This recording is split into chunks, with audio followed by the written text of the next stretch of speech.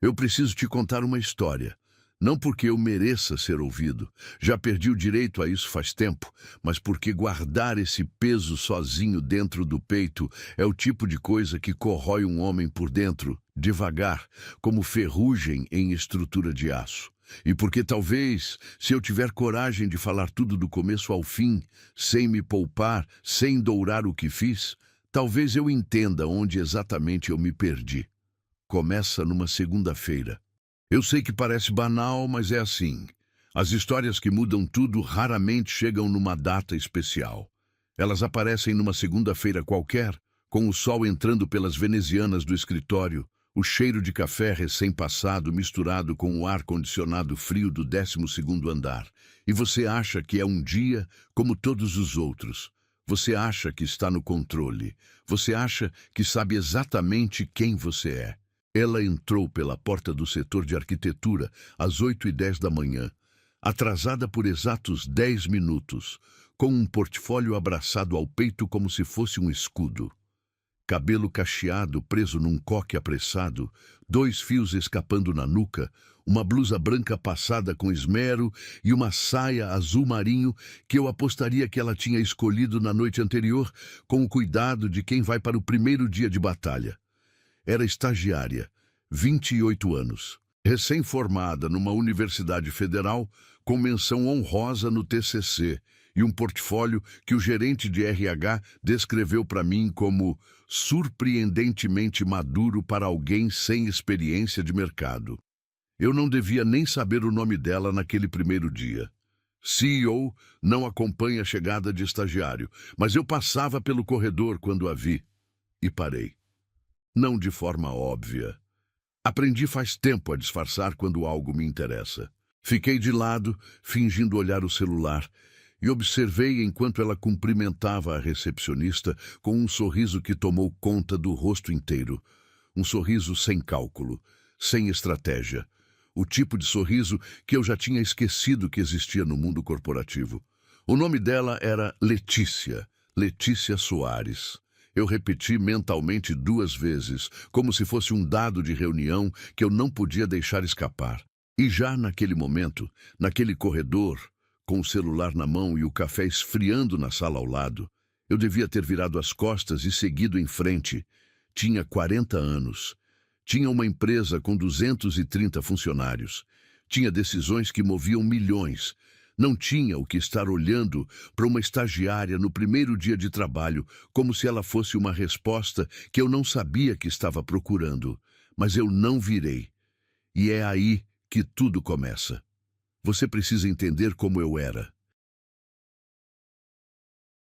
Não como desculpa, como contexto. Gustavo Monteiro, aos 40 anos, era o tipo de homem que entrava numa sala e fazia o ar mudar de temperatura. Não era arrogância gratuita, era resultado. 20 anos construindo a Monteiro Incorporações do zero, de uma sala sem ar-condicionado no centro da cidade até o 12º andar envidraçado com vista para São Paulo. Os cabelos tinham começado a ficar grisalhos aos 36 e, em vez de me incomodar, tinham se tornado parte da armadura. Autoridade visível, presença que se antecipava à entrada. Eu sabia disso e usava isso. Seria mentira dizer que não usava. Nos primeiros dias, observei Letícia de longe. Ela tinha um jeito de trabalhar que me intrigava. Se inclinava sobre a prancheta com uma concentração tão completa que o mundo ao redor parecia desaparecer. Mordia o lábio inferior quando estava pensando. Tamborilava o dedo indicador na mesa em grupos de 3 quando estava resolvendo um problema que ainda não tinha solução. Pequenos detalhes. Eu os coletava sem perceber que estava coletando. Na segunda semana, criei o primeiro pretexto. Passei pelo setor perto do fim do expediente, quando a maioria já tinha saído, e, por acaso, parei perto da mesa dela. Ela estava sozinha, com uma planta de projeto espalhada, marcando com lapiseira vermelha. Perguntei o que era. Ela olhou para cima, sem o sobressalto de quem vê o chefe chegando de surpresa. Com a tranquilidade de quem estava tão dentro do trabalho que qualquer interrupção era apenas uma pausa. Projeto residencial do setor 3, ela disse. Encontrei uma inconsistência na distribuição hidráulica. Estou corrigindo antes de passar para o engenheiro responsável. Olhei a planta. A inconsistência estava lá, exatamente onde ela tinha marcado. E a correção que ela propunha na margem, esboçada à mão livre, em letras miúdas e precisas, era a correta. Você poderia ter deixado para o amanhã, eu disse. Ela deu de ombros. Mas eu vi hoje. Simples assim. Sem performance. Sem o olhar enviesado de quem quer impressionar o chefe. Apenas uma jovem que tinha encontrado um erro e não conseguia ir embora sabendo que ele existia. Saí dali com o cheiro do perfume dela, me acompanhando pelo corredor. Algo floral e leve, jasmim talvez, ou alguma coisa que eu não saberia nomear, mas que ficou na memória como a trilha sonora daquele momento. Entrei no elevador, apertei o botão do subsolo, e enquanto o elevador descia, percebi que estava sorrindo sozinho. Eu tinha 40 anos e estava sorrindo sozinho num elevador por causa de uma estagiária que tinha dito, mas eu vi hoje. Devia ter sido um sinal de alerta. Virou combustível. Os convites vieram naturalmente. Ou pelo menos foi assim que eu me convenci na época. Um jantar de alinhamento de projeto num restaurante no Itaim Bibi que ela jamais pisaria com o salário de estágio. Ela chegou de metrô, eu soube depois. Entrou com os olhos arregalados, tentando parecer que não estava arregalando os olhos. E eu achei isso a coisa mais encantadora que eu tinha visto em anos. Falamos de arquitetura por 2 horas. Depois de família, depois de sonhos. Ela queria projetar a habitação popular, não como caridade, como filosofia. Toda pessoa merece um espaço que respeite quem ela é. Ela disse, com o copo de água na mão, porque não tinha pedido vinho. E eu percebi que era porque não queria que eu pagasse mais do que o necessário. Esse detalhe, esse cuidado miúdo com não ser um peso, me desarmou completamente.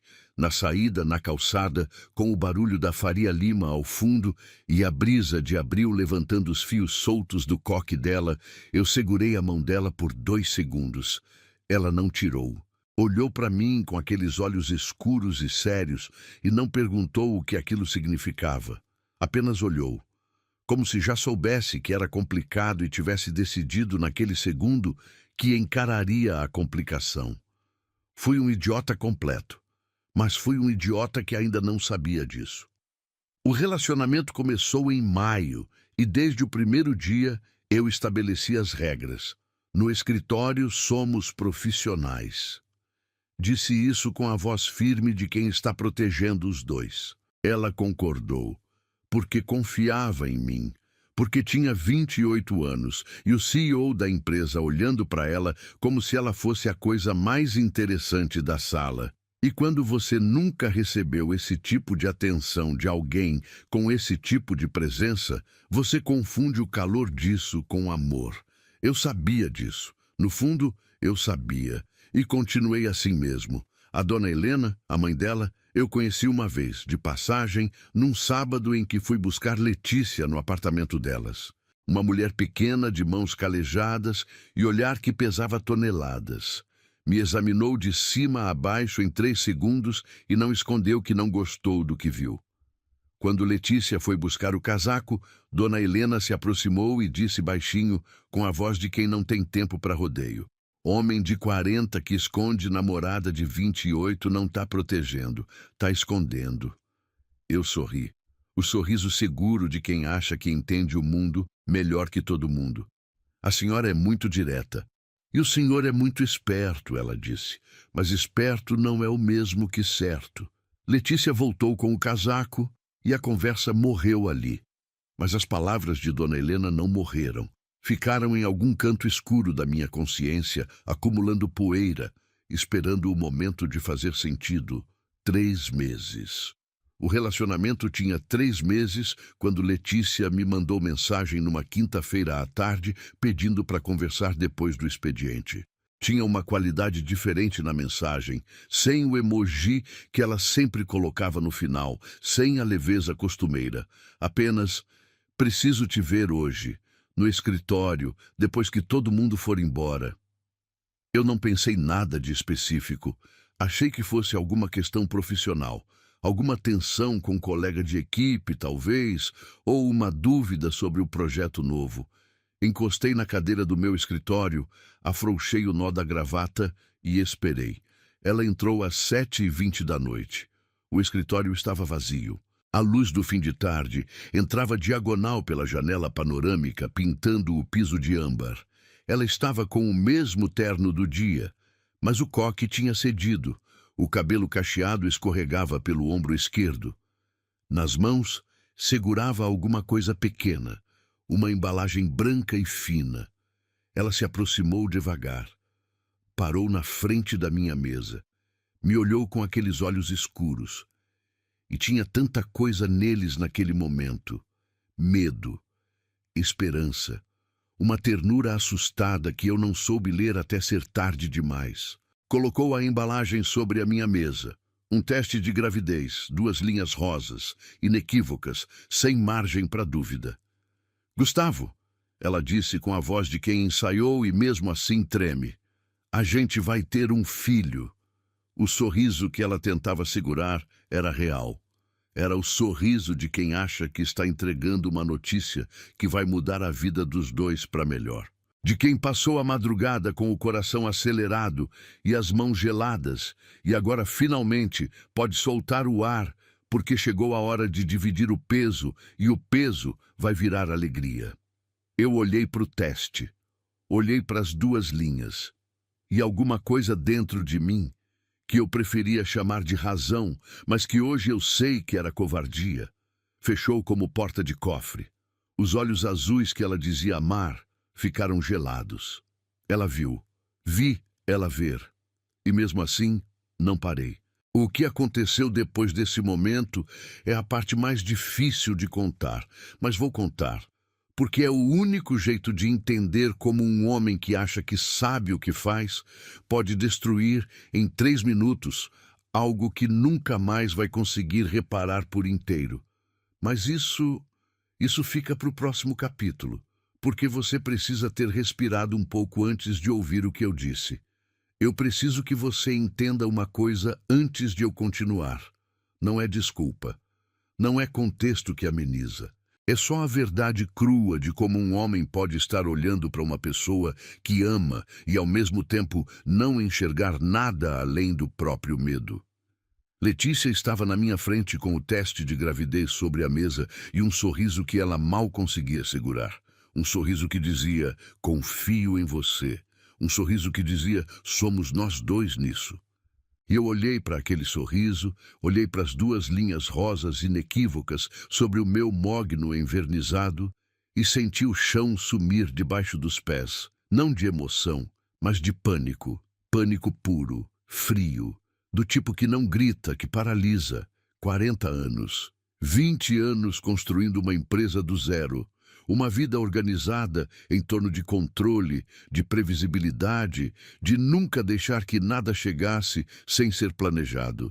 E ali estava aquela mulher de 28 anos, com o cabelo cacheado escapando do coque, os olhos escuros brilhando de esperança, me entregando justamente o único tipo de coisa que eu nunca tinha colocado na planilha. Uma vida nova, um filho, uma virada que eu não tinha aprovado. O primeiro pensamento que veio, e que eu me envergonho de admitir, foi: ela fez isso de propósito.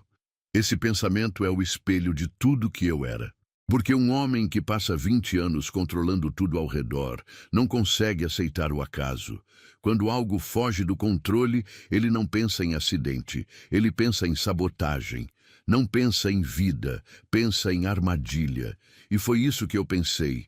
Naquele escritório às 7h20 da noite, com o sol se pondo lá fora e a mulher que eu deveria ter amado de verdade, me olhando com toda a confiança do mundo. Você fez isso de propósito? As palavras saíram antes que eu pudesse decidir se era isso que eu queria dizer. Mas sabe o que é pior? Parte de mim queria dizer. Parte de mim precisava jogar aquilo nela para não ter que olhar para o que aquilo dizia sobre mim. Ela piscou. 1 vez, 2. O sorriso foi embora devagar, como maré que recua. O que você está dizendo?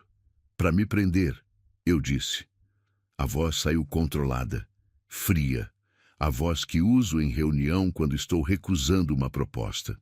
Você planejou isso. Gustavo. A voz dela tremeu, mas não de fraqueza, percebi depois, de incredulidade, de alguém que não consegue processar o que está ouvindo porque nunca imaginou que viria de onde veio. Esse filho é nosso. E foi essa frase que fez o pânico virar outra coisa. Algo mais feio. Algo que eu não consigo nomear sem sentir náusea de mim mesmo até hoje. Nosso? Levantei da cadeira. Ajustei o paletó. Me lembro disso, o gesto mecânico de ajustar o paletó, como se o tecido pudesse me segurar junto, enquanto eu me despedaçava por dentro de um jeito que ainda não entendia. Eu tenho 20 anos a mais que você, Letícia. 20 anos. Você acha que eu quero recomeçar, que eu quero filho agora? Eu já construí minha vida. E a nossa vida? Ela perguntou. Quieto, sem acusação. Só a pergunta, limpa e direta como ela sempre foi. Essa pergunta chegou num lugar que eu não estava preparado para defender. Porque ela tinha razão, e eu sabia. Tinha uma vida que era nossa, que eu tinha construído junto com ela nos últimos 3 meses, jantar por jantar, conversa por conversa, mão dada em calçada de madrugada. Tinha uma vida nossa. E eu nunca tinha admitido isso em voz alta, porque admitir significava ser responsável por ela. E responsabilidade era a coisa que eu mais fugia. Então fiz o que os homens covardes fazem quando confrontados com o que não querem ver.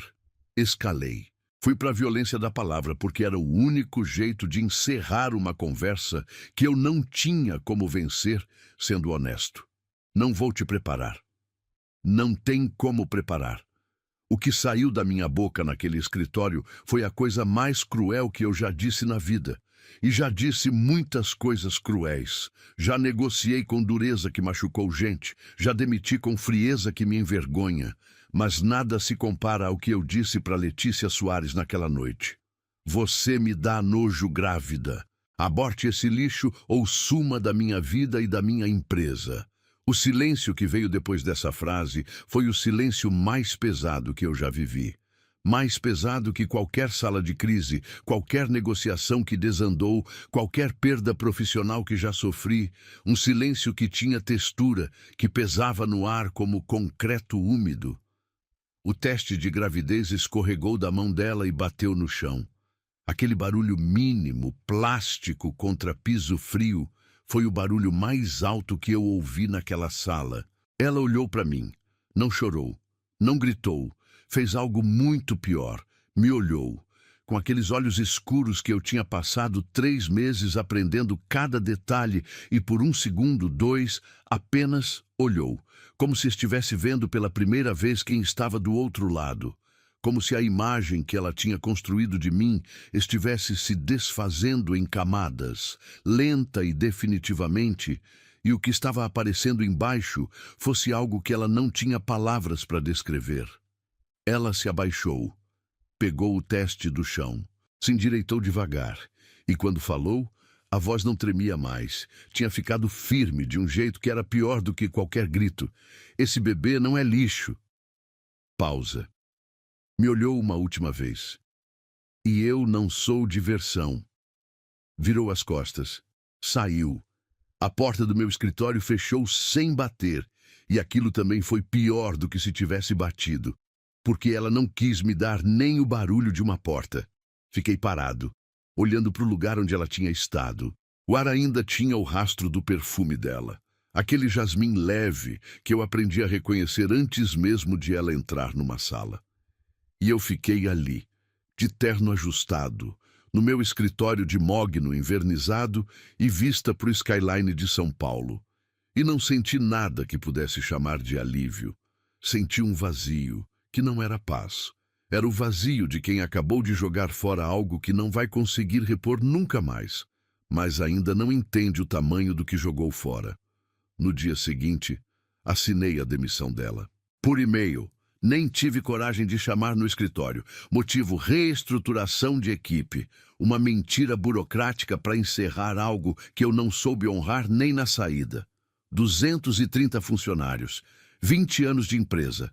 E eu não tive coragem de olhar nos olhos de uma mulher que eu tinha destruído e dizer pelo menos a verdade do motivo. O que eu soube depois, vim a saber aos pedaços, muito tempo depois, de formas que vou te contar, com o tempo que cada parte merece. Mas tem uma coisa que preciso te dizer agora, porque é o tipo de detalhe que muda o peso de tudo que veio antes. Letícia saiu do meu escritório, foi para a casa da mãe e desmoronou. Não de imediato, me disseram depois.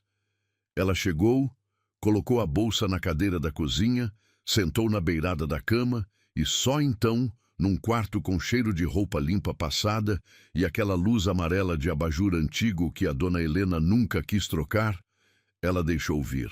O choro que não veio no meu escritório, o choro que ela guardou com uma dignidade que eu não merecia.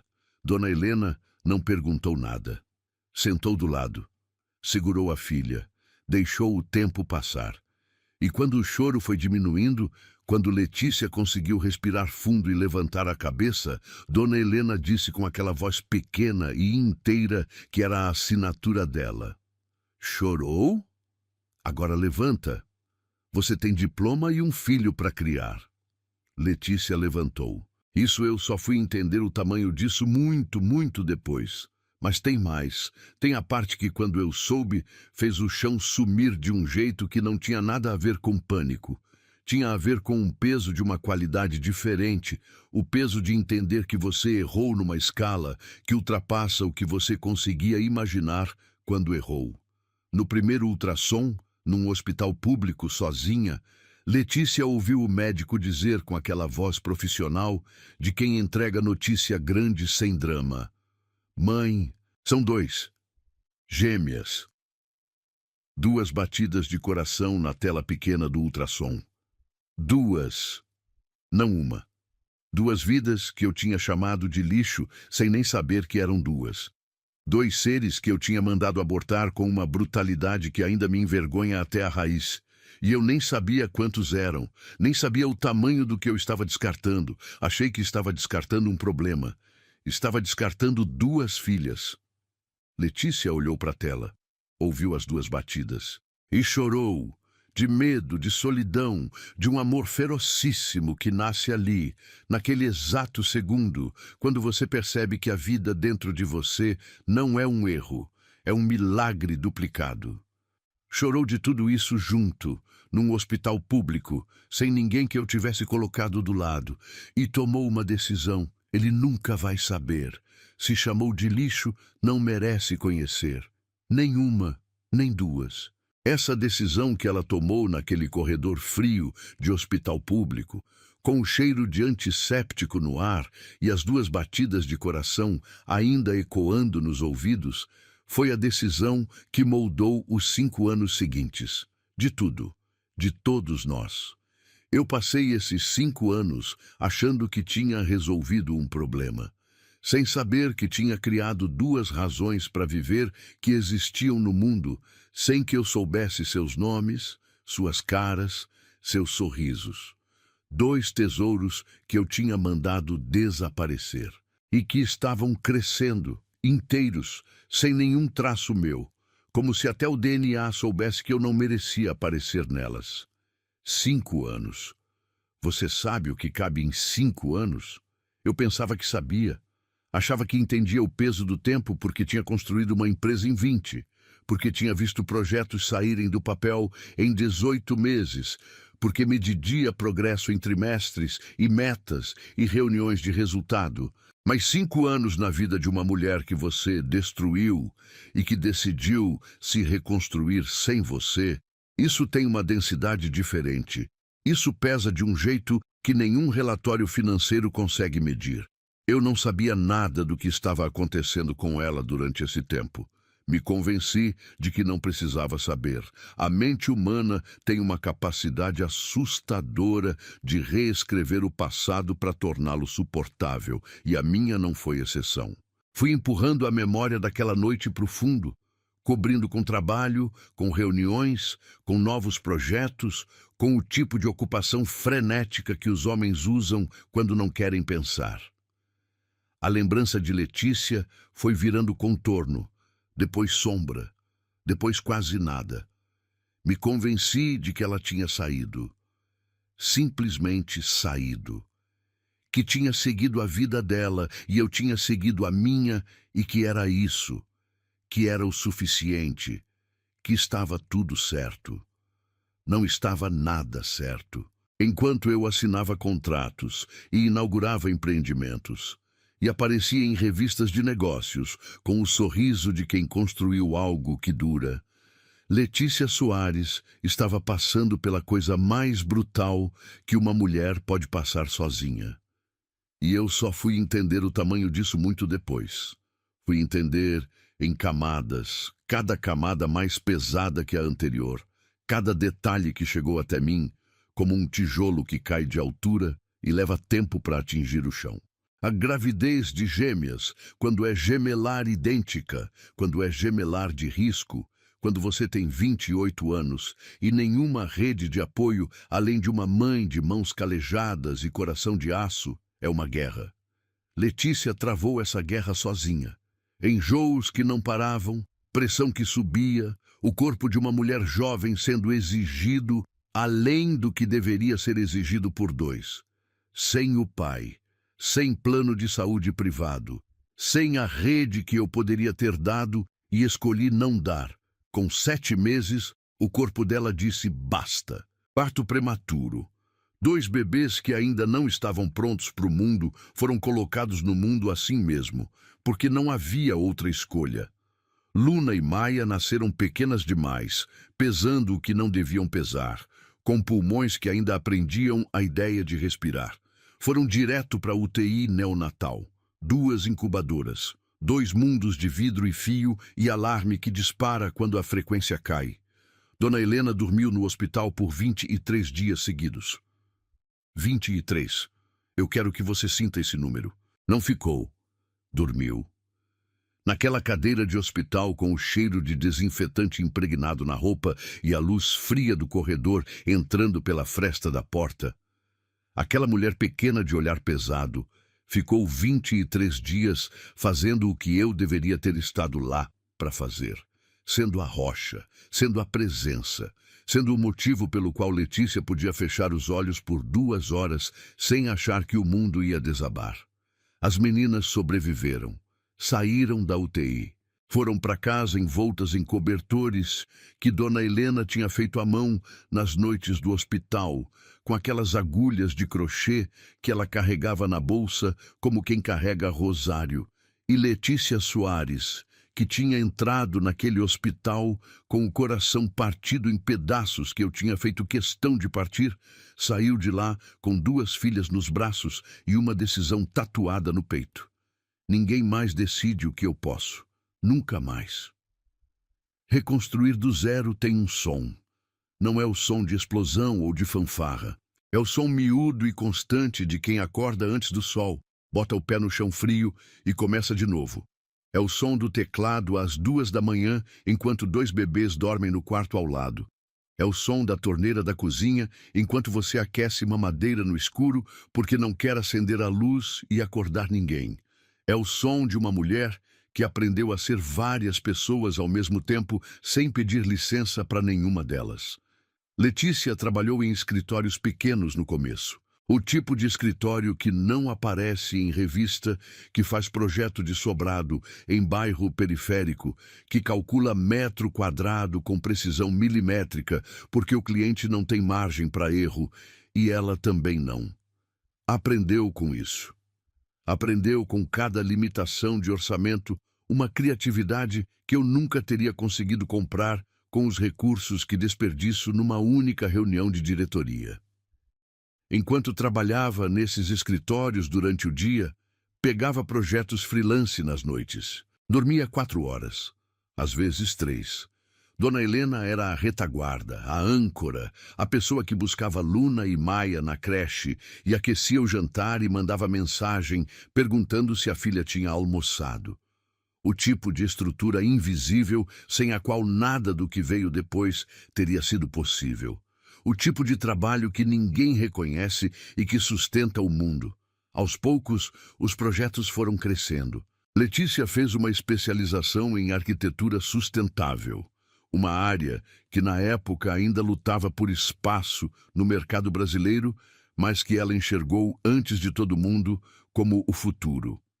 Fez habitação popular com uma abordagem que misturava técnica e dignidade, que tratava cada família como se fosse a única família, que perguntava o que as pessoas precisavam antes de decidir o que elas iam receber. Ganhou um prêmio regional, depois um nacional. O portfólio, que tinha entrado na Monteiro como promessa, virou referência.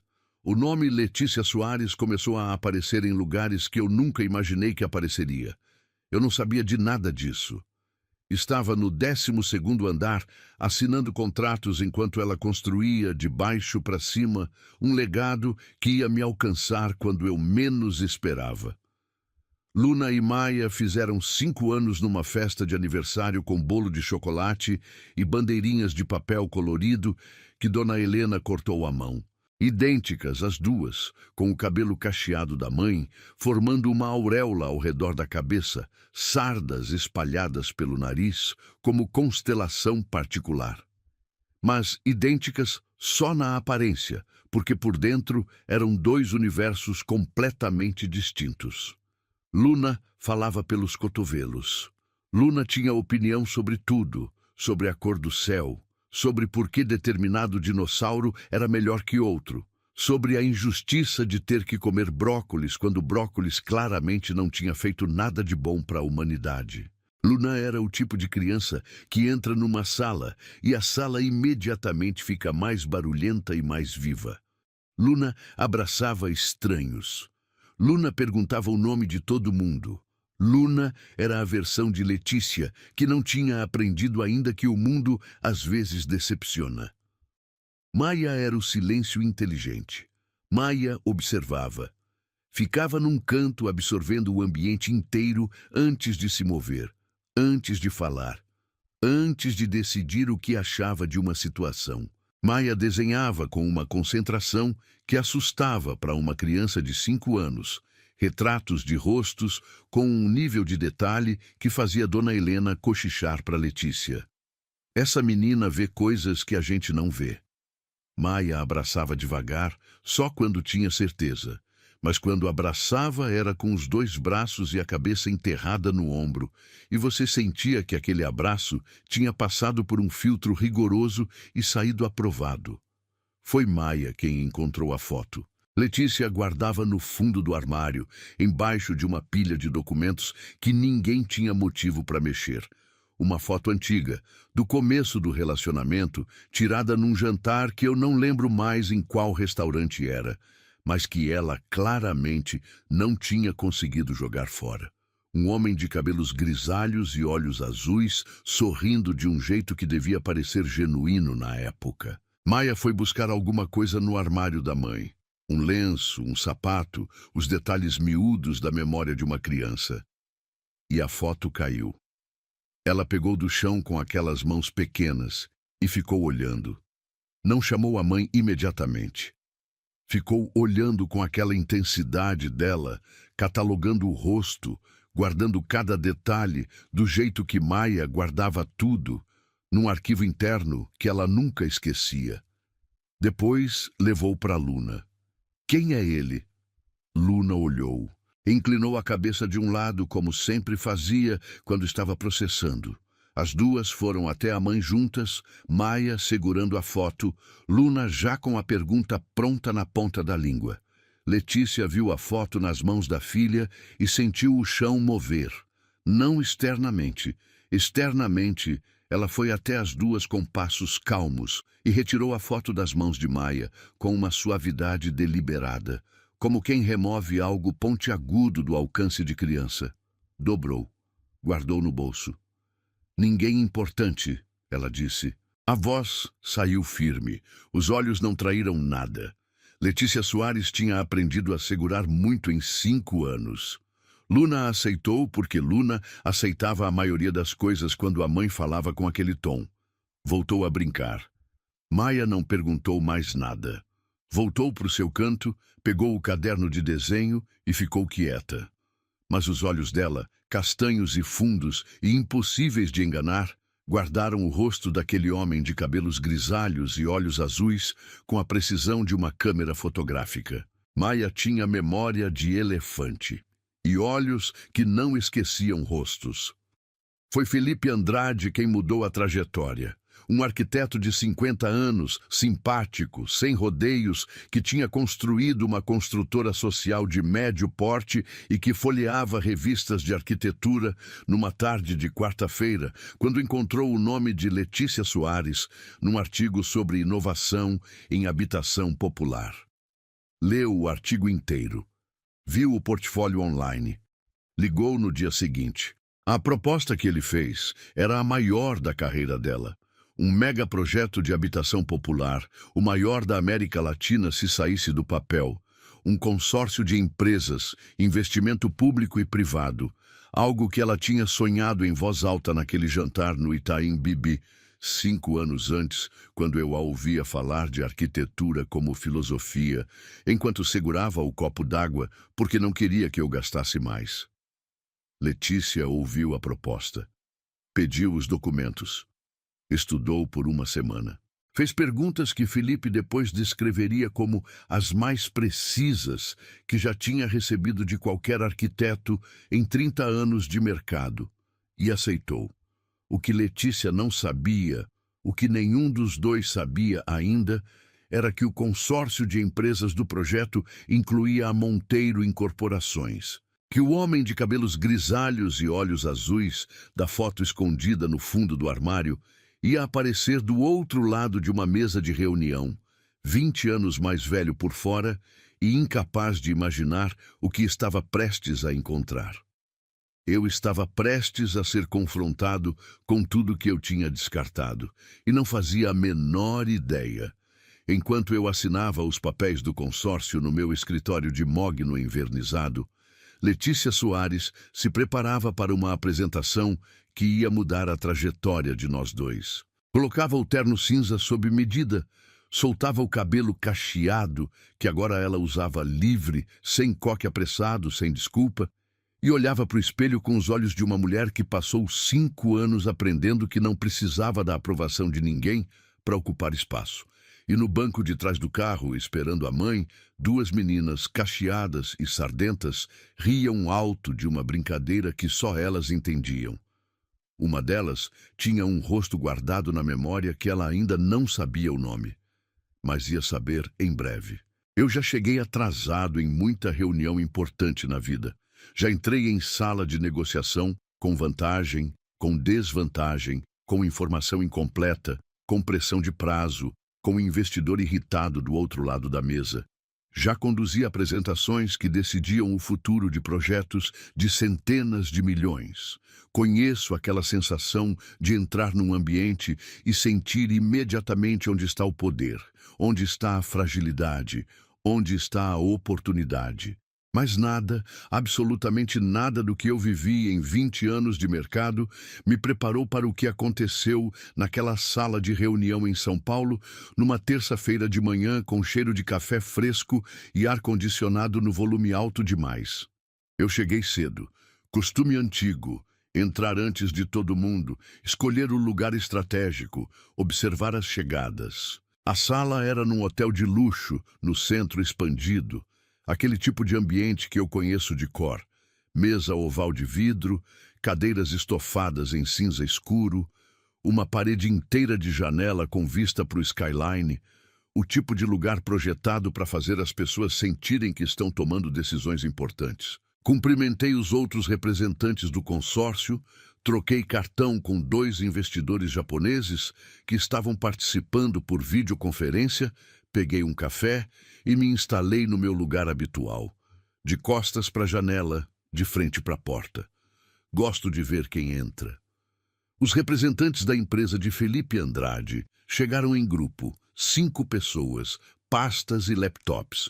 O tipo de equipe de projeto que já trabalhou junto tempo suficiente para ter linguagem própria de gestos. Felipe eu reconheci de foto. Homem alto, cabelos brancos, olhar direto. Cumprimentei. Ele cumprimentou. O tipo de aperto de mão que não precisa de palavras porque ambos os lados entendem que estão ali para trabalhar, não para fazer amizade. Então a porta abriu uma última vez. E eu senti antes de ver. Uma mudança no ar da sala, sutil. O tipo de coisa que você nota, mas não consegue nomear na hora. Como quando o vento muda de direção antes da chuva e o corpo sabe antes da mente. Ela entrou com o portfólio embaixo do braço e o cabelo cacheado solto, caindo sobre o terno cinza sob medida. Passos que não pediam licença. Postura que não perguntava se havia espaço. O tipo de presença que 5 anos atrás ela estava aprendendo a construir e que agora era simplesmente quem ela era. Levei 2 segundos para reconhecer. 2 segundos que sentiram como 2 minutos, com o café quente na mão, os olhos tentando decodificar o que estava vendo, o cérebro varrendo arquivos antigos que eu tinha empurrado para o fundo e coberto com trabalho e tempo, e a mentira conveniente de que estava tudo resolvido. Letícia. O nome chegou com um impacto físico, como quando você pisa num degrau que não existe e o corpo inteiro trava no reflexo. Ela não olhou para mim imediatamente. Cumprimentou Felipe, cumprimentou os outros representantes, abriu o laptop com a naturalidade de quem está exatamente onde deveria estar.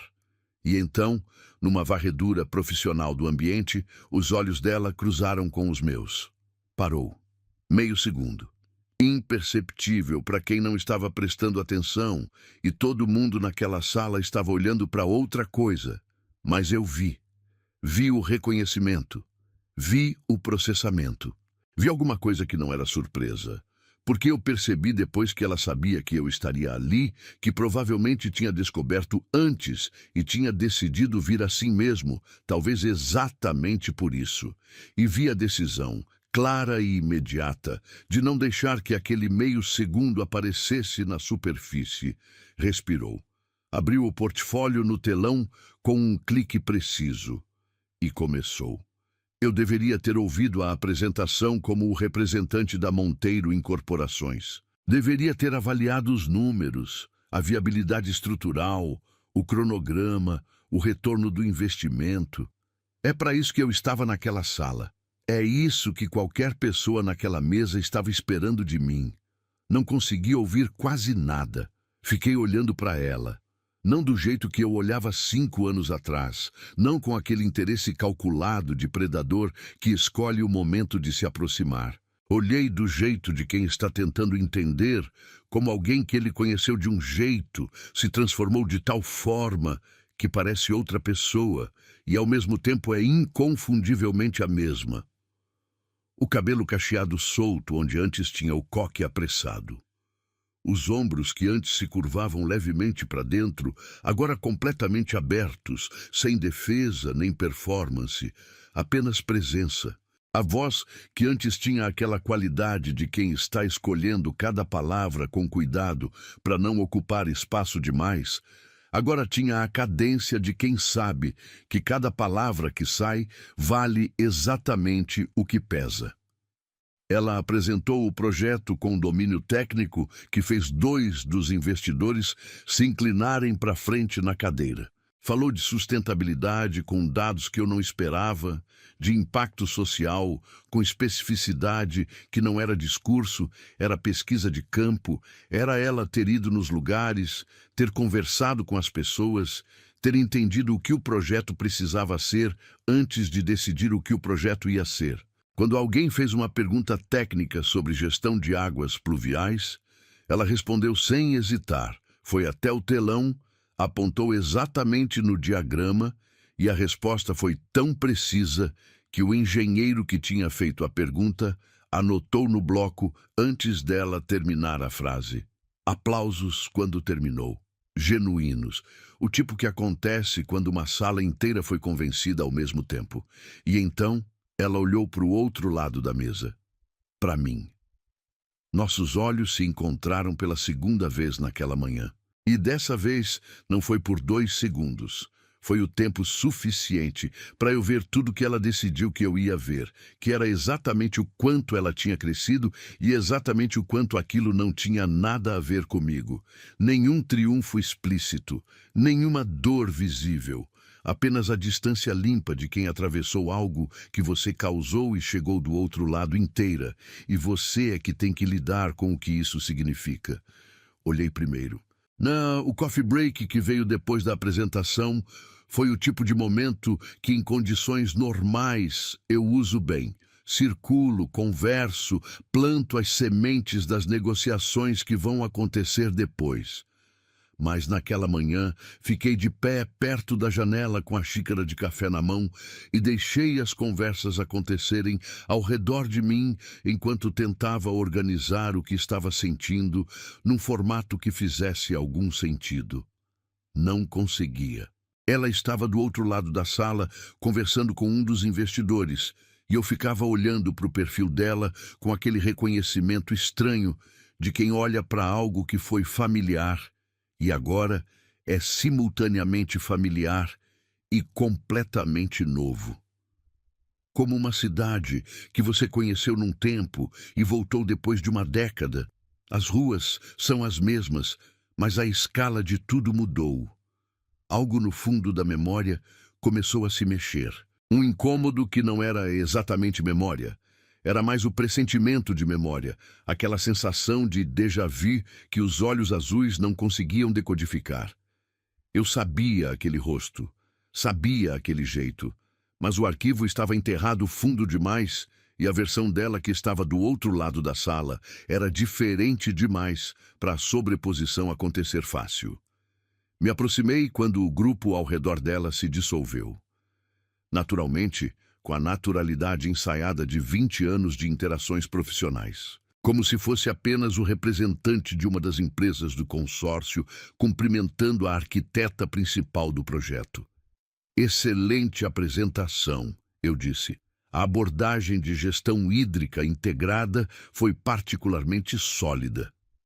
Ela me olhou, direta, sem o desvio de olhar de quem se intimida, sem o calor excessivo de quem quer agradar. O olhar neutro e preciso de quem está avaliando uma situação profissional. Obrigada. Letícia. Olhei para o crachá dela, como se precisasse confirmar. Soares? Certo. Pausa de 1 segundo. E então, com uma leveza que eu só fui entender o peso depois.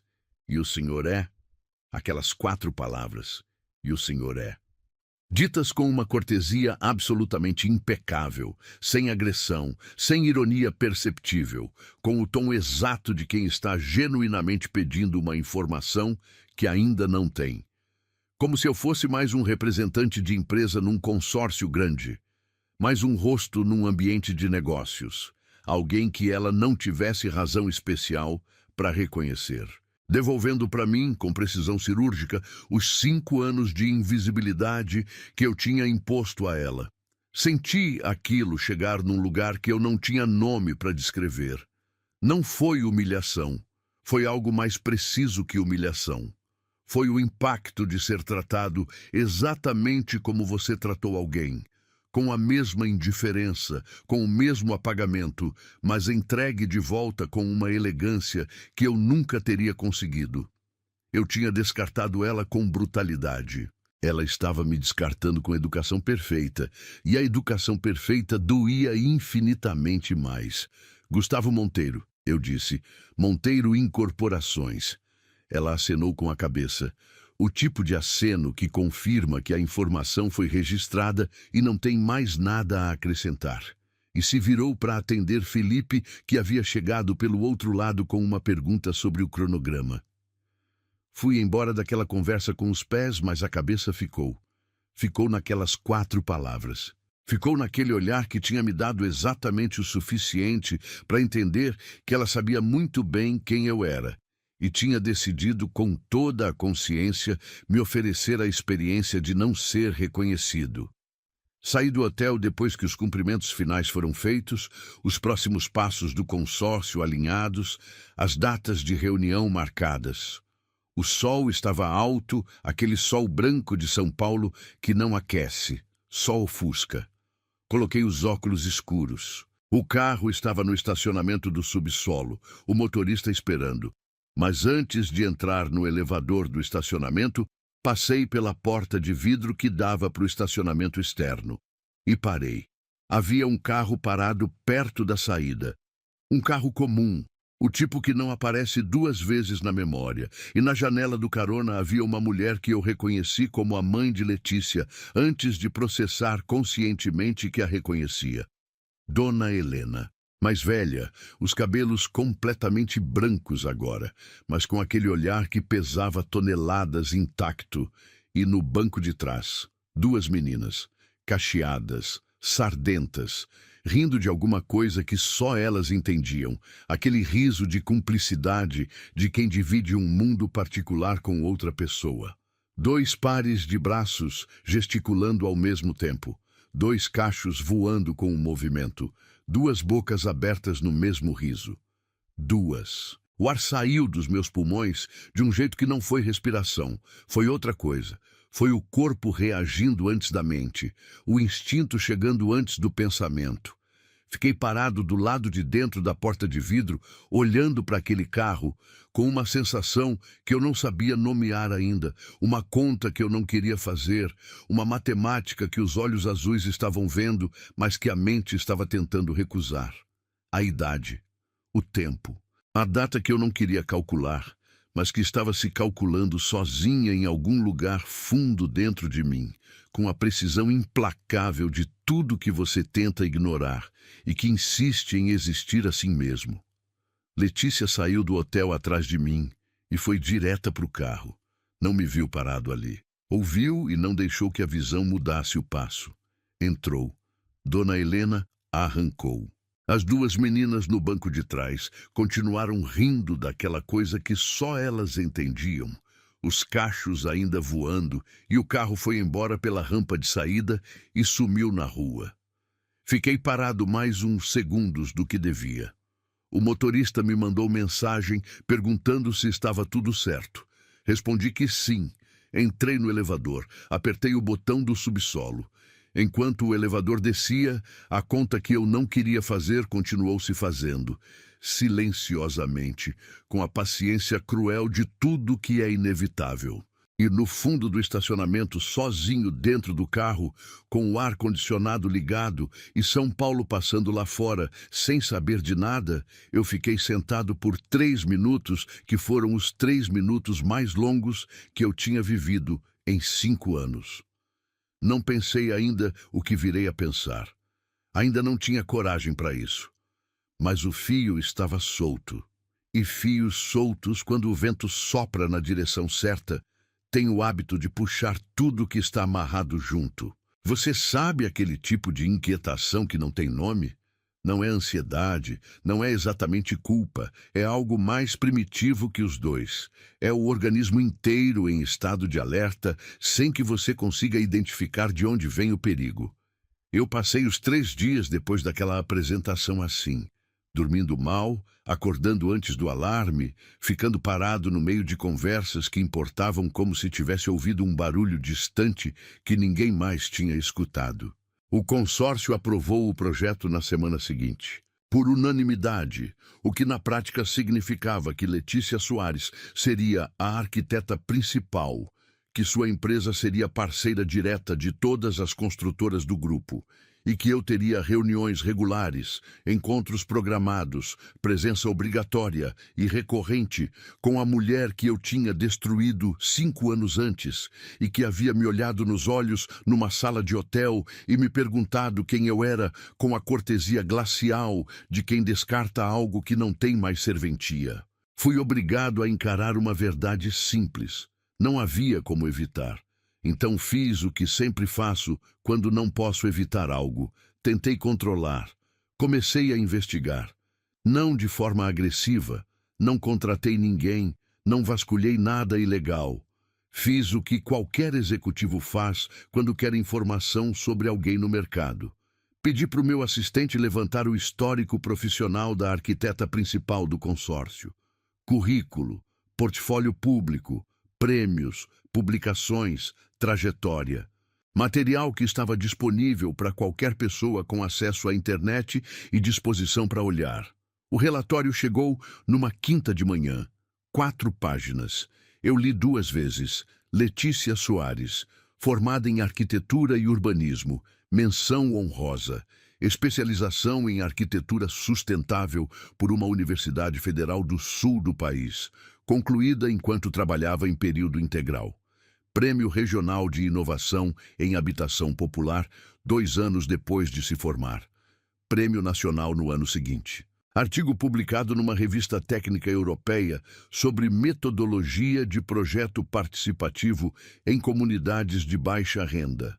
3 projetos executados com menos de 10% de desvio entre orçamento previsto e realizado, o que no mercado de construção civil é o equivalente a um milagre documentado. Fiquei olhando para a última linha por mais tempo do que as outras. Assistente administrativo do RH da Monteiro Incorporações. Registro de contratação como estagiária, data de entrada, data de desligamento. Motivo registrado: reestruturação de equipe. A mentira que eu mesmo tinha assinado, ali, em preto e branco, com meu nome embaixo. Fechei o relatório. Fiquei olhando pela janela panorâmica do 12º andar por uns 2 minutos, sem ver nada que estava lá fora. São Paulo brilhando no sol da manhã, completamente alheia ao que estava acontecendo naquele escritório, como sempre. Sabia o nome dela. Soares. Letícia Soares, que tinha entrado na minha empresa com um portfólio surpreendentemente maduro e um sorriso sem cálculo e a convicção de que toda pessoa merecia um espaço que respeitasse quem ela era. Letícia Soares, que eu tinha olhado nos olhos e chamado de nojo. Letícia Soares, que agora tinha um prêmio nacional e um artigo numa revista europeia e estava prestes a liderar o maior projeto de habitação popular da América Latina. Fechei a janela do computador. Fui para a reunião das 10 como se nada. A primeira reunião de trabalho do consórcio aconteceu 10 dias depois da apresentação. Sala menor, ambiente mais técnico, sem a formalidade do hotel. A mesa era retangular, cadeiras simples, um quadro branco numa das paredes com o cronograma do projeto já esboçado. O cheiro era de café passado há tempo demais e do marcador de quadro branco que alguém tinha deixado aberto. Letícia chegou com Felipe e mais 2 membros da equipe dela. Cumprimentou todo mundo. Quando chegou em mim, aperto de mão firme, contato visual de 2 segundos. Bom dia, com a entonação exata de quem está sendo profissional e não está sendo mais nada além disso. Sentamos. A reunião começou. Eu precisava prestar atenção. Havia decisões técnicas sendo tomadas que envolviam a Monteiro diretamente. Prazos que precisavam ser alinhados com minha equipe de engenharia. Questões de fornecimento que dependiam da minha aprovação. Coisas que importavam. Coisas que eram o motivo pelo qual eu estava naquela sala, mas eu ficava observando ela trabalhar. Havia uma qualidade diferente em como Letícia conduzia a reunião que eu não conseguia parar de analisar. Ela não dominava o espaço de forma agressiva. Não era o tipo de liderança que fala mais alto ou que interrompe para marcar território. Era o oposto. Ouvia com uma atenção tão completa que as pessoas ao redor dela começavam a falar com mais precisão, como se a qualidade da escuta dela elevasse a qualidade do que era dito. Quando discordava, discordava com dados. Quando concordava, concordava com especificidade. Nunca desperdiçava uma palavra. Eu havia ensinado a ela, nos 3 meses que tínhamos ficado juntos, que discrição era proteção, que ficar em segundo plano era inteligência. Ela tinha aprendido algo diferente com aquela lição, que ocupar espaço de verdade não tem nada a ver com volume. No intervalo, Eu me aproximei com o pretexto de uma dúvida sobre fornecedores. Legítima, tecnicamente, mas também um teste. Queria ver como ela respondia à aproximação direta, fora do contexto formal da reunião. Ela respondeu à dúvida sobre fornecedores, com precisão, com os dados que eu precisava, sem pressa e sem calor. E quando terminei a pergunta e ficou um segundo de espaço que em outro contexto poderia virar outra coisa, ela fechou esse espaço da única forma possível. Virou para o lado e incluiu um terceiro na conversa, transformando o momento bilateral em algo coletivo antes que eu pudesse fazer qualquer outra coisa com ele. Eu reconheci a manobra porque era uma que eu mesmo usava em negociações quando queria encerrar uma possibilidade sem precisar dizer não explicitamente. Saí do intervalo com a resposta sobre fornecedores e com a confirmação do que eu já estava começando a entender. Ela não tinha medo de mim. Não havia rastro de medo, nenhuma interação. O que havia era algo mais impenetrável que medo. Era a indiferença estratégica. Era a decisão consciente de me manter exatamente onde ela havia me colocado naquele hotel, do outro lado de uma distância profissional que era absolutamente correta e absolutamente intransponível. Felipe percebeu antes que eu esperava. No corredor, no fim daquela reunião, enquanto os outros saíam, ele ficou um segundo ao meu lado com aquela expressão calma de homem que já viu muito e não desperdiça palavras. Você conhece Letícia de algum lugar? Ele disse. Não foi pergunta. Olhei para ele. Por que acha isso? Porque você passa metade das reuniões olhando para ela com cara de quem está tentando resolver um problema que não é técnico. Pausa. Pode não ser da minha conta, mas ela é minha parceira principal nesse projeto. E esse projeto importa demais para mim para deixar qualquer coisa atrapalhar. O recado estava dado com toda a clareza necessária e sem nenhuma agressividade desnecessária. Reconheci o estilo porque era o estilo que eu mesmo usava quando queria que alguém entendesse sem precisar escalar. Não vai atrapalhar nada, eu disse. Ele me olhou por um segundo, acenou. Foi embora. Fui embora também. Mas a conversa com Felipe ficou. E o que ficou mais não foi o aviso, foi o que ele tinha dito antes do aviso. Ela é minha parceira. A forma como ele havia dito aquilo, com uma propriedade que não era possessividade, era cumplicidade. A forma como alguém fala de quem confia e é confiado de volta. Entrei no carro com aquilo pesando de um jeito que eu não estava preparado para admitir. Naquela semana, num evento de lançamento do consórcio para a imprensa especializada, Dona Helena foi buscar Letícia no final. O estacionamento do hotel era amplo, bem iluminado, com aquele movimento lento de fim de evento, onde as pessoas ainda estão em conversas pela metade enquanto caminham para o carro. Eu saía pelo acesso principal quando as vi. Duas meninas cacheadas correndo pelo estacionamento, os cachos voando, rindo daquela forma que é o barulho mais livre que existe no mundo, o riso de criança que ainda não aprendeu a segurar. Corriam em volta de Dona Helena, que tentava pegar as mochilas das duas ao mesmo tempo, sem conseguir. As sardinhas espalhadas pelo nariz, os braços abertos no equilíbrio instável de quem corre mais rápido do que as pernas conseguem garantir. Parei. Não foi decisão.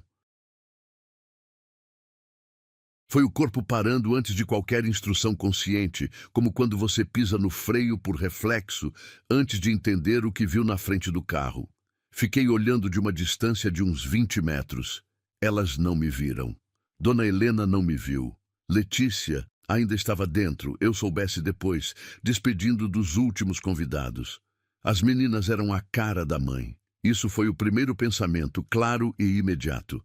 Não havia traço visível de mais ninguém naqueles rostos. Os cachos, as sardas, o formato dos olhos, o jeito de inclinar a cabeça quando riam. Letícia duplicada em duas versões menores e mais barulhentas. Mas então, a maior delas parou de correr, Jogou a cabeça para trás no riso e fez um gesto com o braço, um gesto específico de impaciência carinhosa com a irmã, e alguma coisa naquele gesto me acertou num lugar que eu não estava defendendo. Não foi reconhecimento de traço físico. Foi reconhecimento de padrão.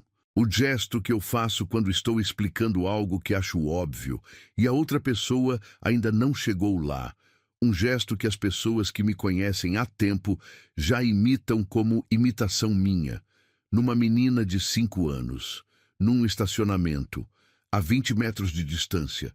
A conta que eu não queria fazer começou a se fazer de novo, e dessa vez com mais variáveis, com mais urgência, com um peso diferente que subia do estômago como coisa que não consegue mais ficar onde estava guardada. A idade. O tempo. O gesto. Letícia saiu do hotel e foi direto para o carro. Me viu? Não sei. Se viu, não deixou aparecer. Entrou. Dona Helena entrou. As meninas foram empurradas gentilmente para o banco de trás. Os cintos foram apertados entre protestos e o carro foi embora pela saída, enquanto eu ainda estava parado no mesmo lugar onde tinha parado, com a gravata afrouxada e São Paulo passando ao redor completamente indiferente. Cheguei em casa naquela noite, sentei no escritório pessoal e fiquei na frente do computador sem abrir nada por 40 minutos. Depois liguei para a chefe de RH. Pedi os registros completos de desligamento de uma funcionária de 5 anos atrás. Nome: Letícia Soares. Ela mandou por e-mail em 20 minutos.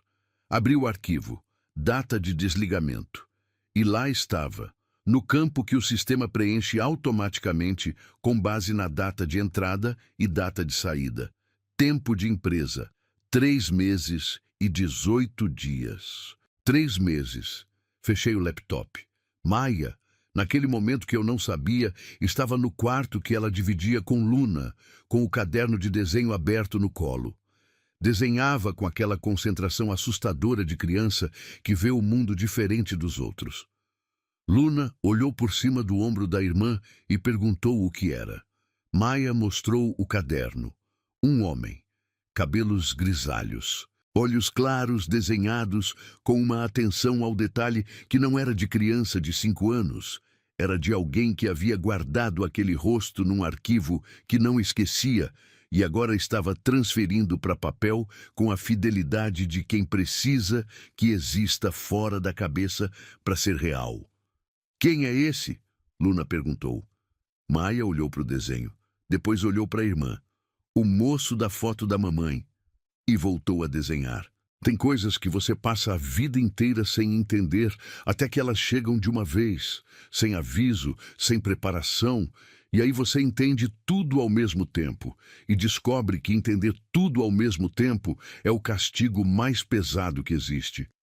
É pior que ignorar. É pior que suspeitar. É a verdade completa, chegando em dose única, quando você não tem mais como distribuir o impacto. Foi assim que a semana antes daquela reunião aconteceu para mim. Os registros de RH abertos na tela. A data de desligamento. Os 3 meses e 18 dias de empresa que o sistema registrava com a frieza de quem não sabe o que está documentando. E eu, sozinho no escritório pessoal, com a luz baixa e o silêncio de apartamento de homem que mora só, fazendo uma conta que minha mente tinha evitado fazer por 5 anos, com a disciplina obsessiva de quem sabe que o resultado vai mudar tudo. 3 meses de relacionamento. Demissão em agosto. Gêmeas de 5 anos. 5 anos. Sentei com aquilo por 1 hora inteira sem me mover.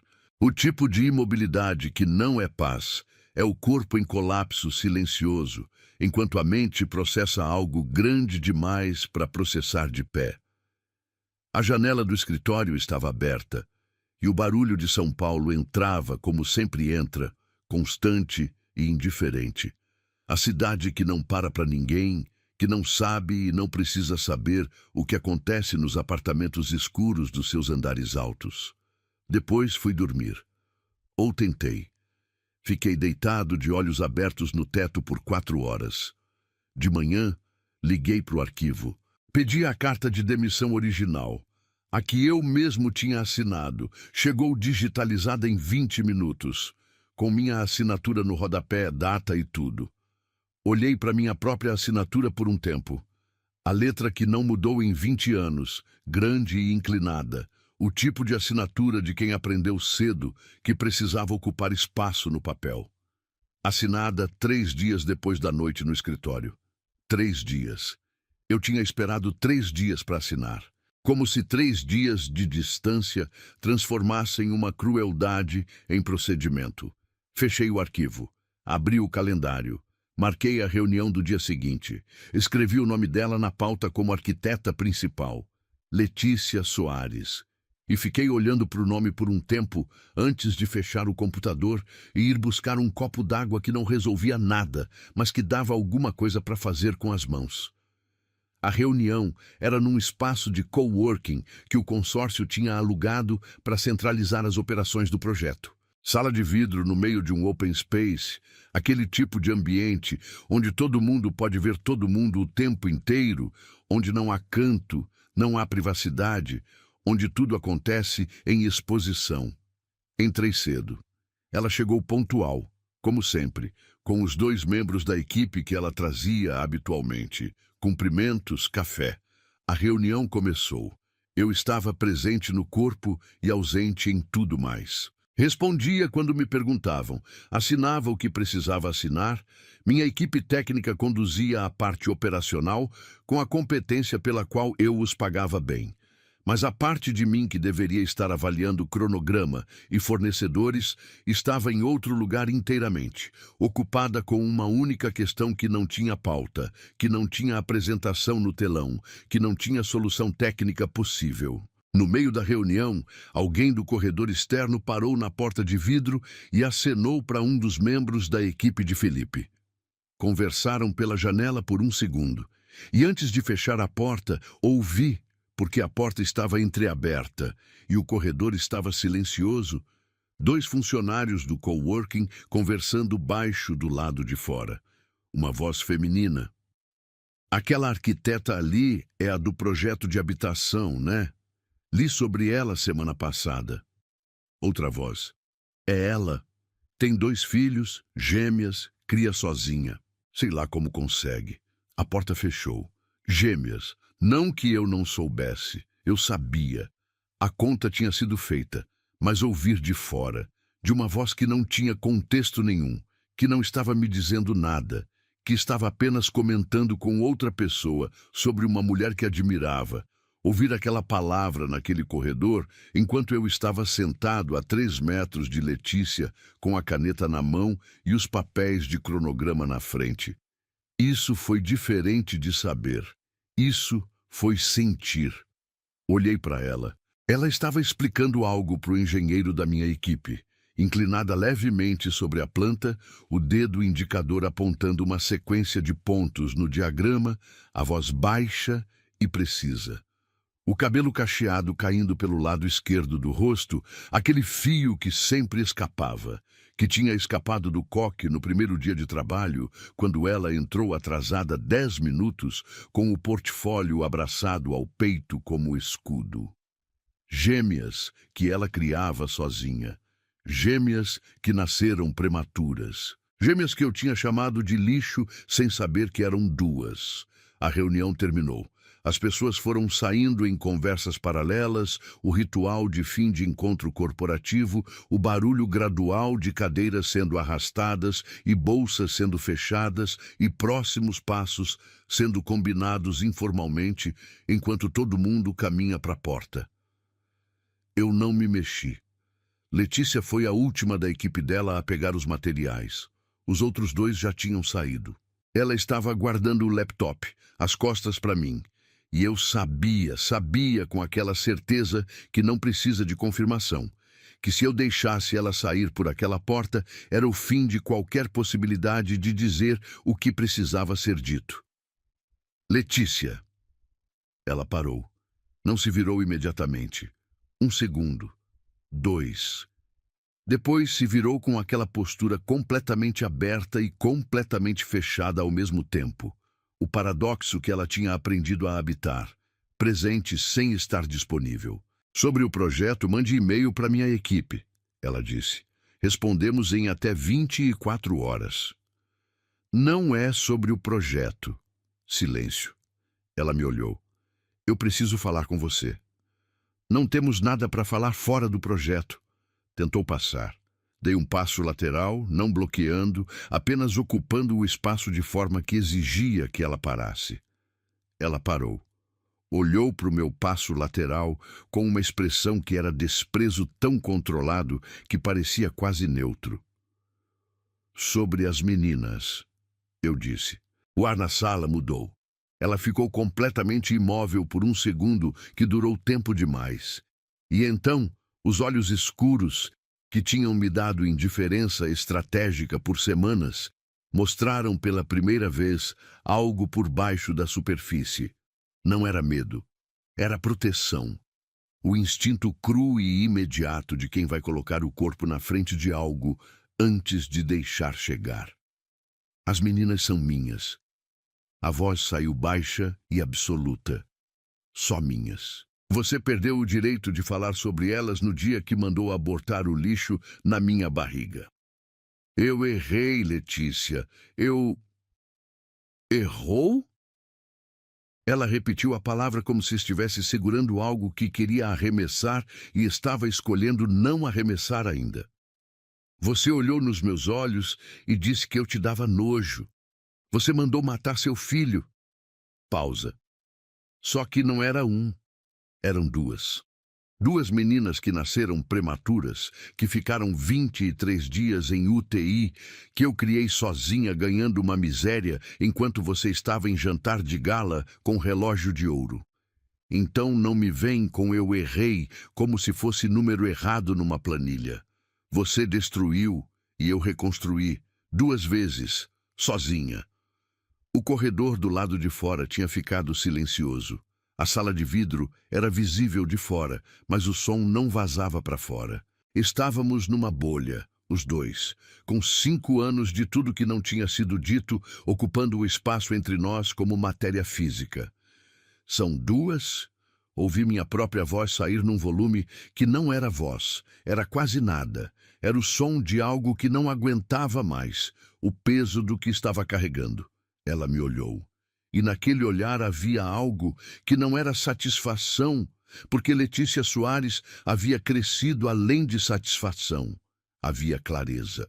A clareza fria e completa de quem passou 5 anos com uma verdade que o outro lado não merecia saber. E agora estava entregando não como presente, mas como fardo. Toma, carrega, vê se aguenta. Luna e Maia. A voz saiu firme, cada sílaba colocada no lugar com precisão deliberada. 5 anos, a cara da mãe, nenhum traço seu. Como se até a genética soubesse quem merecia aparecer nelas. Ajustou o blazer, pegou a bolsa, saiu. A porta de vidro fechou atrás dela, com aquele som suave, de mecanismo bem calibrado. O tipo de porta que não bate, que fecha com uma precisão silenciosa, que é pior que qualquer barulho. Fiquei parado no meio da sala de reunião vazia. A planta do projeto ainda aberta sobre a mesa, as xícaras de café pela metade. O quadro branco, com o cronograma que alguém tinha esboçado e que agora parecia pertencer a um outro universo. Um universo onde as únicas coisas que importavam eram prazos e fornecedores e metragem de construção. Luna e Maia. 2 nomes que eu não sabia até 30 segundos atrás. 2 nomes que agora eram as 2 coisas mais reais que existiam. Mais reais que o projeto, mais reais que o consórcio, mais reais que o 12º andar e o mogno envernizado e os 20 anos de empresa que eu tinha construído, achando que estava construindo algo que durava. 23 dias em UTI. Eu não sabia nem quantas eram. Tinha mandado abortar sem saber que eram 2. Tinha assinado a demissão dela sem saber que eram 2. Tinha passado 5 anos vivendo minha vida, sem saber que eram 2 vidas que existiam no mundo por causa de mim e apesar de mim. Duas vidas que respiravam e riam e corriam em estacionamentos de hotel com os cachos voando, e eu não sabia nem os nomes. Luna e Maia. O homem de olhos azuis, que intimidava salas inteiras, ficou parado no meio de uma sala de reunião vazia e não conseguiu se mover por um tempo que não soube medir. Lá fora, São Paulo continuava. Como sempre continua. Como continua para todo mundo, independente do que acontece nos andares altos. Mas alguma coisa tinha mudado de lugar dentro de mim, de uma forma que eu sabia, com a certeza de quem não tem mais como se enganar, que não ia voltar para o lugar onde estava. Nunca mais. Tem um tipo de dor que não grita, não aparece em exame, não tem nome clínico, não é o tipo de coisa que você descreve para o médico e ele receita alguma coisa. É a dor de entender, de verdade, o tamanho do que você fez. Não o tamanho que você calculou na época para minimizar, o tamanho real, o tamanho que chega quando você sabe os nomes, quando você sabe 23 dias de UTI, quando você sabe que eram duas e você nem sabia que eram duas quando mandou acabar com tudo. Essa dor não tem grito, tem silêncio. Tem aquele tipo de silêncio que ocupa cada cômodo do apartamento e não vai embora quando você abre a televisão ou liga o som ou pega o telefone. É o silêncio de quem finalmente parou de fugir e está sentado com o que fez sem nenhum lugar para se esconder. Cancelei tudo na semana seguinte. Reuniões adiadas, compromissos remarcados, meu assistente recebendo ligações com a explicação vaga de imprevisto pessoal. A empresa não parou. Nunca para. Tem gente competente o suficiente para manter o motor rodando quando o dono não aparece. Mas eu precisava parar. Era a primeira vez em 20 anos que eu precisava parar de verdade. Não de férias, não de viagem, mas parar de me mover para entender onde eu estava. Fiquei em casa por 4 dias. No terceiro dia, sentado na varanda com um café que tinha esfriado completamente, comecei a pensar no meu pai. Meu pai era um homem que enchia o espaço de qualquer ambiente que entrava. Alto, voz grossa, opiniões sobre tudo, paciência para nada. Construiu um negócio pequeno, nunca chegou onde eu cheguei. E esse fato funcionava nele como uma ferida que nunca cicatrizou, que ele nunca tratou, que ele passou a vida inteira contornando com controle e autoridade e a convicção de que saber mais que os outros era o mesmo que ser melhor que os outros. Minha mãe ficou 40 anos naquele casamento com a postura de quem aprendeu a ocupar o mínimo de espaço possível para não ser considerada ameaça. Aprendi a admirar meu pai porque era o que se fazia. Aprendi que autoridade era linguagem, que controle era inteligência, que sentimento era fraqueza que você administrava para que ninguém visse. Aprendi errado e levei 45 anos para entender isso de verdade. Voltei ao escritório no 5º dia. Não porque estava pronto, porque ficar parado, sem fazer nada de concreto, havia se tornado insuportável. E eu precisava de alguma forma de converter o que estava sentindo em ação. Mesmo que a ação ainda não fosse a certa. Tentei contato com Letícia. Mandei mensagem no número que tinha do consórcio. Bloqueado. Tentei pelo e-mail corporativo uma mensagem breve e cuidadosa, dizendo apenas que precisava conversar, que não era sobre o projeto, que entendia se ela não quisesse responder, mas que precisava tentar. Nenhuma resposta. Mandei carta, uma carta de papel, escrita à mão porque não conseguia encontrar o tom certo digitando e precisava que aquilo parecesse humano, com o endereço do escritório dela no envelope. Foi devolvida uma semana depois, sem ser aberta, com a palavra recusada escrita na frente com caneta vermelha, a letra redonda e decidida de quem não precisou pensar antes de escrever. Meu advogado sugeriu o reconhecimento de paternidade e pensão retroativa. Disse que era o caminho correto, legal, documentado, que protegia as meninas financeiramente, que era o que eu deveria ter feito desde o início. Tudo isso era verdade. Letícia respondeu através do advogado dela com 3 linhas.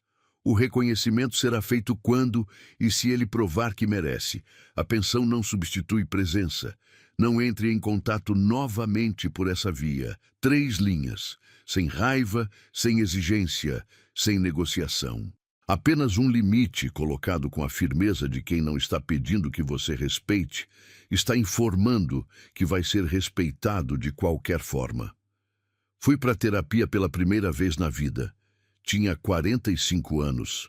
Tinha construído uma empresa de 230 funcionários. Tinha negociado com investidores de 4 países diferentes. E nunca tinha sentado numa cadeira de frente para um desconhecido e dito em voz alta o que estava pensando de verdade, sem filtro de estratégia, sem calcular o que a informação revelada ia custar. Demorei 3 sessões para conseguir dizer a frase completa. Mandei abortar minha filha sem saber que eram 2. Quando consegui dizer, saiu de um jeito que não era voz, era algo físico, como tirar algo que estava enterrado fundo e que dói na saída, mas que estava fazendo mal onde estava. O terapeuta não disse nada por um tempo. Deixou a frase ficar no ar da sala. Depois perguntou, o que você quer fazer com isso agora? Não soube responder imediatamente, mas era a primeira pergunta certa que alguém tinha me feito em muito tempo. Foi minha mãe quem me disse sobre Dona Célia. Minha mãe é uma mulher que passou a vida inteira escolhendo a paz de superfície em vez do conflito necessário, e que nos últimos anos, depois que meu pai morreu, estava silenciosamente desfazendo as escolhas que tinha feito por medo e refazendo as que ela mesma queria. Lenta, com cuidado, com a determinação quieta de quem tem 70 anos e decidiu que o tempo que resta vai ser vivido de forma diferente. Ela soube de Letícia e das meninas por mim, numa noite em que eu fui jantar na casa dela e acabei contando tudo. Não tinha planejado contar. Começou com ela perguntando por que eu estava diferente e terminou com eu sentado na mesa da cozinha dela, com o jantar frio na frente e a história completa no ar entre nós 2. Ela me ouviu sem interromper. Minha mãe sempre foi boa nisso, ouvir sem interromper. Uma habilidade que eu nunca desenvolvi porque nunca precisei, porque havia sempre alguém para interromper no meu lugar. Quando terminei, ficou em silêncio por um tempo. Depois disse, eu vou procurar essa mulher. Eu disse que Letícia não ia receber. Ela disse, não é Letícia que eu vou procurar primeiro. Dona Célia foi até a porta de Dona Helena numa tarde de quarta-feira sem avisar. Eu soube depois, pela minha mãe, que ela tinha descoberto o endereço de um jeito que ela se recusou a explicar em detalhes, mas que provavelmente envolveu a persistência específica de mulher de 70 anos que decidiu fazer alguma coisa e não aceita obstáculo. Chegou de táxi, tocou a campainha. Esperou. Dona Helena abriu a porta, viu uma mulher idosa que não conhecia e ficou em silêncio esperando. Dona Célia disse, eu sou a mãe do Gustavo Monteiro. Eu vim pedir desculpa pelo meu filho. A crueldade dele vem do pai, e eu não tive coragem de enfrentar o pai, e esse é o meu erro que eu carrego. Não estou pedindo que perdoe Gustavo, estou pedindo que me deixe conhecer minhas netas. Dona Helena ficou olhando para ela por um tempo que minha mãe descreveu como longo o suficiente para ser desconfortável e curto o suficiente para não ser cruel. Depois se afastou da porta e disse, senta, eu faço um café.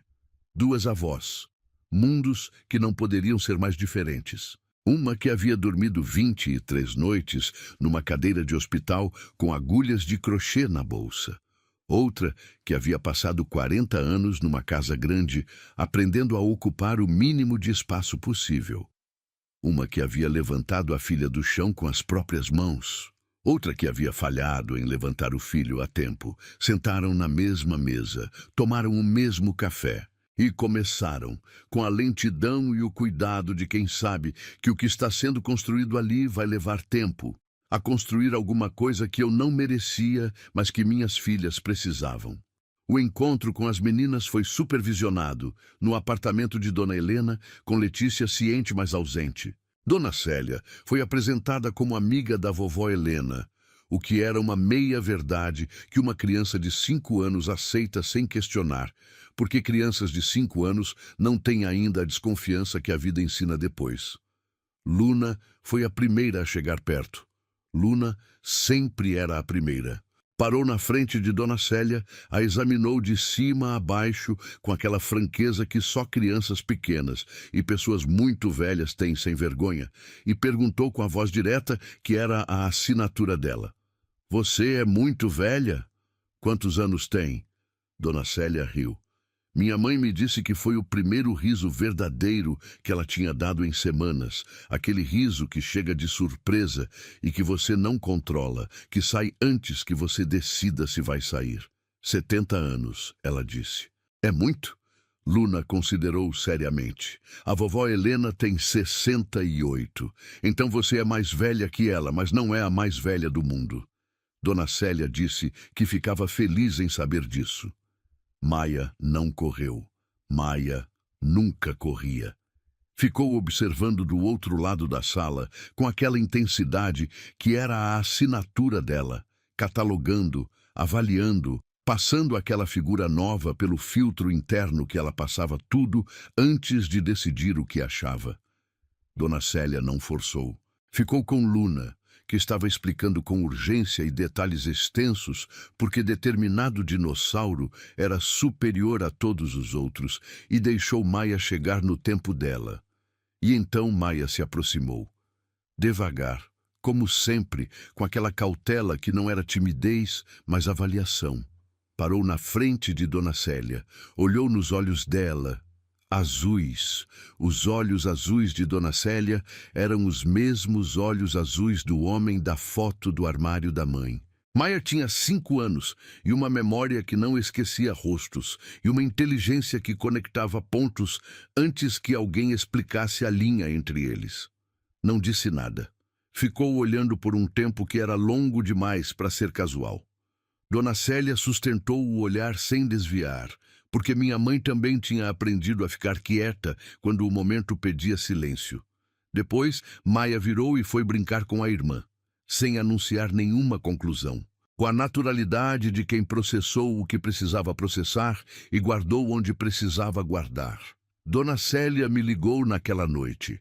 A voz estava diferente, mais leve e mais pesada ao mesmo tempo, o paradoxo de quem encontrou algo que estava procurando e descobriu que encontrar não resolve, apenas clarifica. Ela disse, suas filhas são extraordinárias. Disse com uma firmeza que não era avaliação de avó, era constatação de mulher que já viveu tempo suficiente para reconhecer quando uma criança tem algo que não se aprende, que se traz. Depois disse, e você tem muito a fazer para merecer estar perto delas. Não disse como, não disse quando, apenas isso. Eu sabia que ela tinha razão. Era a primeira vez em muito tempo que eu sabia alguma coisa com essa clareza toda. Felipe, naquela mesma semana, disse para Letícia o que sentia. Não de forma elaborada, não com estratégia, com a honestidade direta de quem não tem tempo nem paciência para rodeio. Eu sei que tem história que não conheço. Não preciso conhecer para saber o que sinto. Letícia disse que precisava de tempo, que tinha passado demasiado antes de ter futuro e que resolver o passado era condição, não desculpa. Felipe disse que podia esperar. E eu, que havia passado 45 anos sem esperar por absolutamente nada, comecei a aprender o único tipo de espera que não é passividade. A espera de quem está fazendo o trabalho de se tornar alguém diferente, devagar, sem garantia de que vai ser suficiente, mas fazendo assim mesmo, porque era o único caminho que existia. 6 meses. Você sabe o que cabe em 6 meses quando você finalmente decide parar de fingir que está bem e começa o trabalho de verdade? Não o trabalho de empresa, não o trabalho de reunião e meta e resultado. O trabalho de olhar para dentro sem desviar, sem reescrever, sem colocar filtro estratégico em cima do que você encontra. Esse trabalho não tem cronograma, não tem marco de entrega, não tem like, nem aplauso, nem matéria em revista de negócios. Tem apenas você, sozinho, desfazendo camada por camada tudo que você construiu em cima do que você não queria ser. Fui à terapia todas as semanas, sem faltar. Nos primeiros meses, ia como quem vai ao dentista, com aquela resistência de quem sabe que precisa, mas que o processo vai doer. Depois comecei a ir de forma diferente, com a disposição de quem entendeu que a dor de abrir é menor que a dor de continuar fechado. Falei do meu pai, falei da empresa, falei do padrão que eu repetia sem perceber, de como eu havia construído ao redor de mim uma armadura de autoridade e controle que protegia não a minha força, mas o meu medo.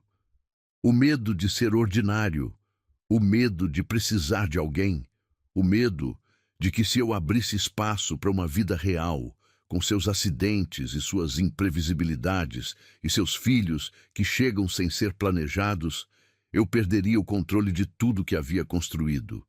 Perdi assim mesmo. Só que perdi do jeito errado, destruindo o que não devia ser destruído. O terapeuta me perguntou numa sessão: o que você quer que suas filhas saibam sobre você quando forem adultas? Fiquei em silêncio por um tempo longo.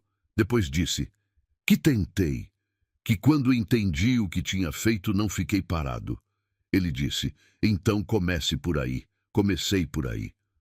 Os cadernos de desenho chegaram numa manhã de sábado. 2, embrulhados em papel craft, sem cartão, sem nome do remetente.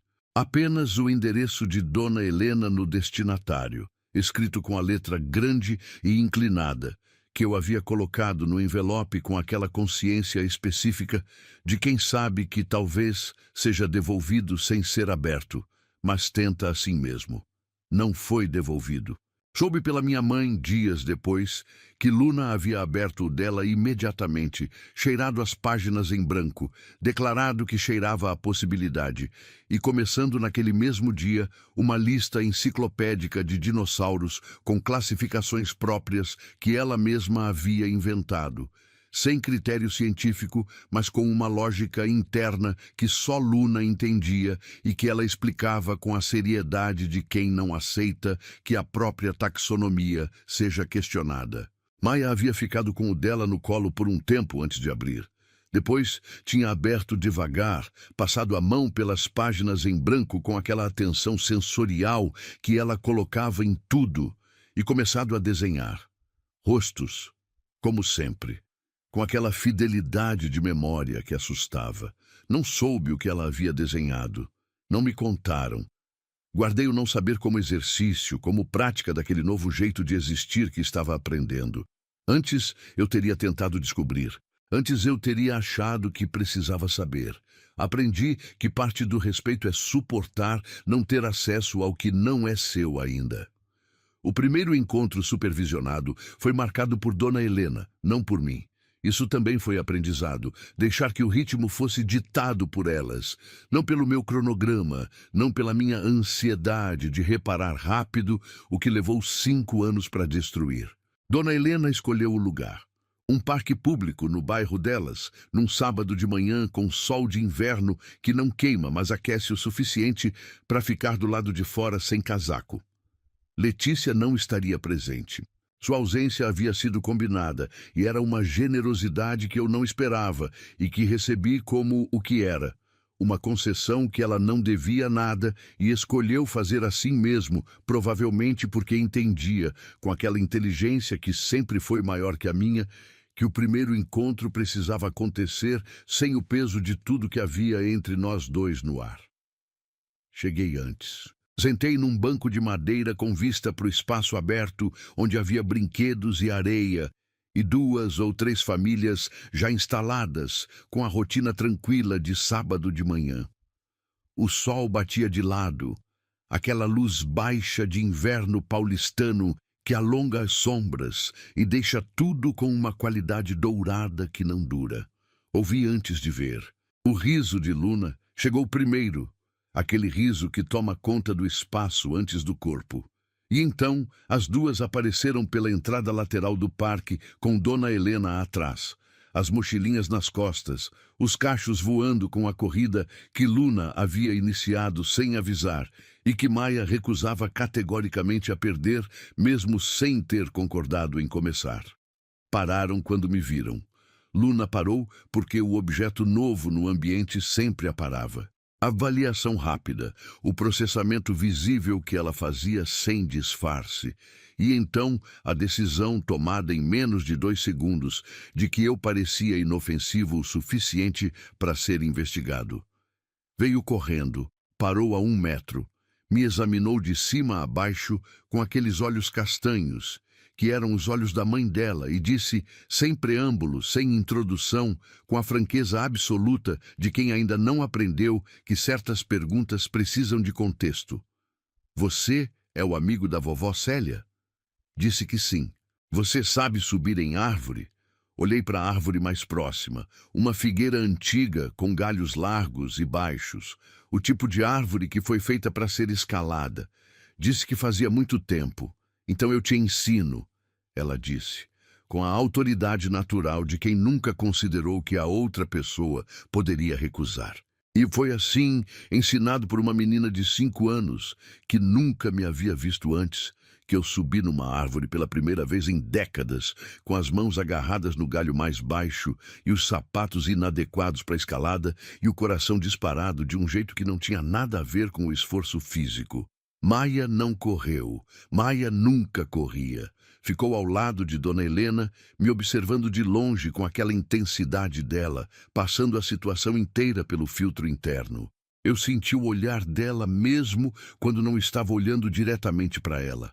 Aquele tipo de atenção que você sente na pele. Depois de um tempo, quando Luna havia já me explicado os nomes de cada galho e estabelecido uma hierarquia de dificuldade de escalada que ela havia inventado naquele momento, mas que apresentou como sistema consolidado, Maia começou a se mover na minha direção, devagar. Com aquela cautela que não era medo, era avaliação em movimento. Como alguém que já chegou à conclusão, mas quer confirmar de perto antes de agir com base nela. Parou na minha frente, ficou me olhando, aqueles olhos castanhos fundos que viam mais do que falavam. E então, com a voz baixa e direta, que era a assinatura dela, disse, eu conheço você. O ar saiu dos meus pulmões devagar. Agachei, fiquei no nível dos olhos dela. Via de perto, pela primeira vez, o rosto que Maia tinha. A nitidez das sardas, a linha da sobrancelha que se inclinava levemente, do mesmo jeito que a minha quando eu estava concentrado. Coisas que de longe a mente recusa e de perto o corpo reconhece antes da mente. A garganta fechou. Consegui dizer, eu espero que sim. Maia me olhou por mais um segundo com aquela seriedade de 5 anos que pesa mais que a seriedade de 45. Depois disse simplesmente, sem drama, com a naturalidade cirúrgica de criança, que entende mais do que fala, você é o moço da foto.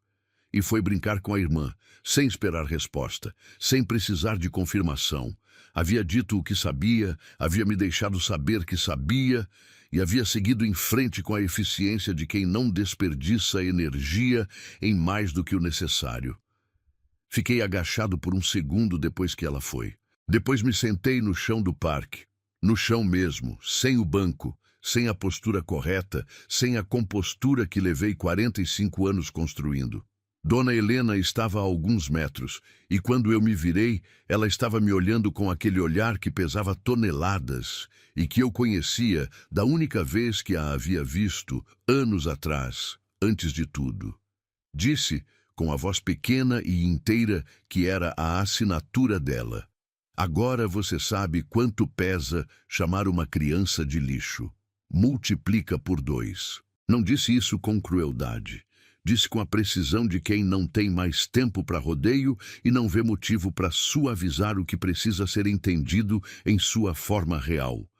E foi exatamente por isso que chegou onde chegou. Porque era verdade. E porque era dita por uma mulher que havia passado 23 noites numa cadeira de hospital. E que havia levantado a filha do chão e que havia aberto a porta para minha mãe numa tarde de quarta-feira, quando não precisava abrir. As lágrimas vieram sem aviso. Não do tipo que você sente chegando e tem tempo de decidir se vai ou não vai deixar. Do tipo que chega antes de você decidir qualquer coisa. Deixei. Os meses que se seguiram foram construídos de gestos pequenos e presença constante. Aprendi que reparação não tem atalho, que não existe o momento de virada em que tudo muda e o passado é cancelado e o futuro começa limpo. Existe o acúmulo paciente de aparecer quando você disse que ia aparecer, de não pedir mais do que o que te foi dado, de respeitar o ritmo de quem foi machucado e que tem o direito de definir a velocidade da recuperação sem ter que explicar por que esse ritmo não é o seu. Apareci. Todas as semanas. No parque, na casa de Dona Helena, quando era permitido, nos eventos que Dona Célia organizava com a diplomacia gentil de quem estava construindo uma ponte entre mundos que ela mesma havia ajudado a separar ao criar um filho, sem confrontar o pai que ele estava se tornando. Luna me adotou com a velocidade que Luna adotava tudo que decidia que gostava. Na terceira visita já me chamava de Tavo, uma abreviação que ela havia inventado e que havia se tornado o único nome pelo qual eu existia no vocabulário dela. Me ensinava coisas com a autoridade de quem sabe mais. Me interrogava sobre dinossauros, com a expectativa de que eu tivesse opiniões adequadas, e me incluía nas brincadeiras com aquela generosidade natural de criança que ainda não aprendeu que incluir custa alguma coisa. Maia demorou mais. Maia sempre demorava mais. Mas quando Maia decidia com aquela completude que era a marca dela. Um dia, na quinta ou sexta visita, ela veio até mim com o caderno de desenho e mostrou sem dizer nada. Havia desenhado o parque, havia desenhado Dona Helena no banco, havia desenhado Luna na árvore, e havia desenhado um homem sentado no chão com as costas na figueira e duas meninas ao redor. O homem no desenho tinha cabelos grisalhos. Olhei para ela. Ela me olhou de volta. Depois voltou para o caderno e continuou desenhando, acrescentando detalhes com aquela concentração que fazia o mundo ao redor desaparecer. Guardei aquilo num lugar que não tem nome, mas que é o lugar onde ficam as coisas que importam de verdade. Felipe estava presente na vida de Letícia com aquela solidez tranquila de quem não precisa se anunciar, que aparece e faz, e não exige reconhecimento pelo que fez. Luna o havia adotado com a mesma velocidade que me havia adotado, que era a velocidade de Luna com tudo, e o chamava de tio Felipe com uma propriedade que não tinha sido negociada, apenas estabelecida, porque Luna estabelecia as coisas e depois informava o mundo da decisão tomada. Maia tinha demorado, como sempre, mas havia chegado do jeito que Maia chegava, completa e irreversível. E agora havia tardes em que as duas ficavam ao lado de Felipe com uma naturalidade que era o retrato mais honesto de família que eu havia visto em muito tempo. Eu via isso, via sem inveja o que era novidade, porque o homem que eu havia sido teria sentido algo que chamaria de competição, mas que era apenas insegurança. O homem que estava aprendendo a ser via um homem bom, fazendo bem para filhas que eu havia falhado, e sentia gratidão por aquilo existir, por elas terem aquilo, por Letícia ter aquilo. Era o suficiente. Tinha que ser o suficiente. A inauguração do projeto aconteceu numa quinta-feira de outubro, com sol forte e aquele calor seco de fim de ano em São Paulo, que resseca os lábios e faz a luz ficar branca demais. Um espaço aberto, cadeiras enfileiradas, o projeto ao fundo visível e real e enorme, o maior da América Latina, com as primeiras famílias já instaladas nas unidades entregues, com crianças correndo nos corredores projetados por uma mulher que havia entendido que espaço é dignidade. Letícia discursou no palco com aquela voz que eu havia ouvido pela primeira vez, 5 anos antes, numa reunião de hotel, e que havia crescido para um registro que não era mais sobre ocupar espaço, era sobre pertencer a ele completamente. Falou do projeto com especificidade e paixão que não eram performance, eram convicção construída, visita por visita, família por família, metro quadrado por metro quadrado, de entendimento de que habitação popular não é concessão, é direito. A plateia aplaudiu de pé. Na plateia, Felipe na segunda fila, com aquela presença calma de quem não precisa do centro para existir.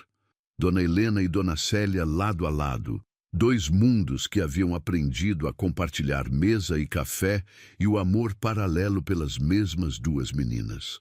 Luna no colo de Dona Célia, tentando puxar o brinco da avó com uma persistência que Dona Célia estava fingindo resistir, mas que claramente adorava. Maia sentada quieta, com o caderno de desenho aberto no colo, a mão se movendo devagar sobre a página, desenhando alguma coisa que eu não conseguia ver da distância onde estava. Eu estava no fundo da sala, de pé, sozinho, sem cadeira. Porque era o lugar correto, porque não havia lugar reservado para mim naquela história, do jeito que há lugar reservado para quem construiu junto desde o início. Estava lá como quem ainda está ganhando o direito de estar, com a paciência de quem finalmente entendeu que ganhar esse direito não tem prazo e não tem atalho. Letícia terminou o discurso. Os aplausos continuaram. Ela olhou para a plateia. Varreu. Viu Felipe. Viu as meninas. Viu as duas avós. E lá no fundo, no lugar mais distante da sala, viu os olhos azuis que ela havia amado e odiado e que agora existiam no mundo numa relação com ela que não tinha nome ainda, mas que estava lentamente encontrando a forma que podia ter.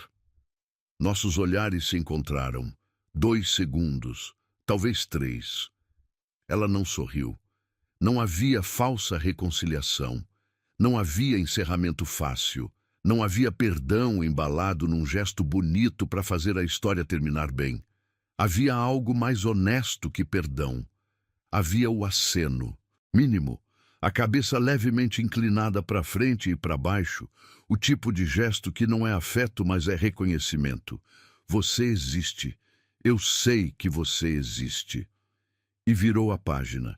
Recebi aquele aceno como o que era, mais do que eu merecia e exatamente o suficiente para continuar. Então Maia levantou os olhos do caderno, olhou para o fundo da sala com aquela precisão dela que encontrava o que estava procurando antes de qualquer outra pessoa saber o que procurar. Me encontrou, levantou a mão pequena, acenou. O mesmo aceno da mãe, mínimo, exato, com aquela contenção que era a assinatura das duas, mas com algo que o da mãe não tinha ainda, com algo que só tem 5 anos de idade para dar, que é a porta deixada entreaberta sem drama, sem condição, sem a história de dor que a mãe carregava com razão e que precisava de tempo para processar. A porta que só uma criança sabe abrir sem fazer barulho. Recebi 2 acenos naquela sala naquela noite. De 2 pessoas que eu não merecia ter recebido nenhum. E fiquei de pé no fundo com o sol de outubro entrando pela janela lateral e São Paulo lá fora continuando como sempre continua. E entendi com uma clareza que não tinha tido em 45 anos de vida que eu passaria o tempo que fosse necessário sendo o homem que merece os acenos que já recebi. Não como penitência. Não como expiação de culpa que nunca vai ser completamente expiada. Como escolha, feita todo dia, do único jeito que funciona de verdade, um dia de cada vez.